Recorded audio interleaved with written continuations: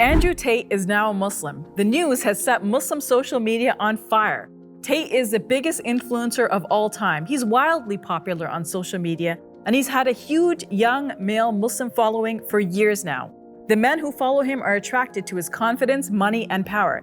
They say he pushes back against feminist ideas that make them feel attacked simply for being men.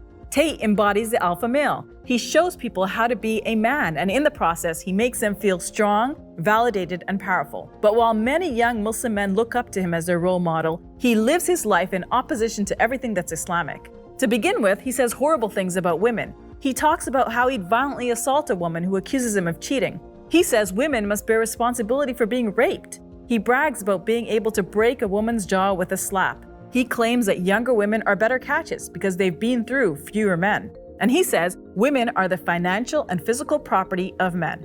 Beyond his views about women, Tate has earned millions in an online business that he admits was a scam. It used female webcam models to manipulate men to part with their money. Tate and his brother took nearly 40% of the profits, and they used that to start a strip club. This summer, he was banned from social media platforms for fear he'd use them to solicit and groom young women. He now has a get-rich pyramid scheme called Hustler University, and Muslims are signing up in droves. All this adds up to someone who isn't a good person, to put it lightly. Andrew Tate isn't calling people to what is wholesome and ethical and moral. He's calling people towards violence, conceit, materialism, and hedonism.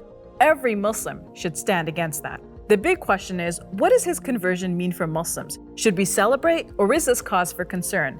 Anyone can outwardly become a Muslim. It's a pretty straightforward process. You profess your belief in Allah and the Messenger, and that's pretty much it. Someone can commit terrible evils but still identify as Muslim, and anyone can make a declaration without being sincere. Who'd be able to tell if they can't see into the person's inner self? In the Quran, there are many verses condemning hypocrites. God in the Quran repeatedly warns the Prophet Muhammad that there are hypocrites in his community of believers, and he should be careful about trusting them. So this was a huge problem in the time of the Prophet, and it means that the Prophet and the Muslims around him would have been wary of some people who were entering the fold of Islam. And we can be wary too. We don't have to get overly excited every time someone says they're a Muslim. A lot of online commentators are saying we shouldn't judge Andrew Tate, that he's a new man now. And it's true that there are Quranic verses and hadith which show that God forgives the sins a person accumulates before they convert.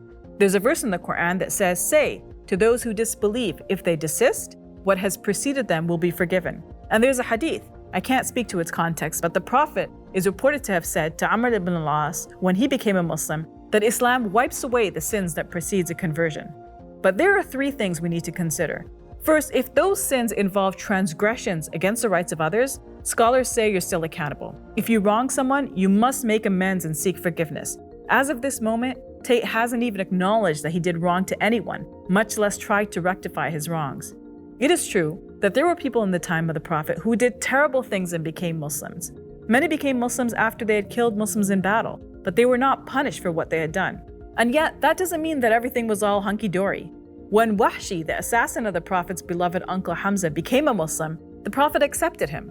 But he asked that Wahshi not sit in his presence because it reminded him of the loss of his uncle. This means that the real hurt associated with these individuals couldn't be forgotten easily, even if they became a Muslim and sincerely repented. But the second point I want to make is that Tate's videos aren't in the past. They're still present all over the internet. And Tate has continued to post things after his conversion of Islam that are problematic. In fact, the very first post after his conversion was a hadith he quoted which aligns with his misogynistic thinking.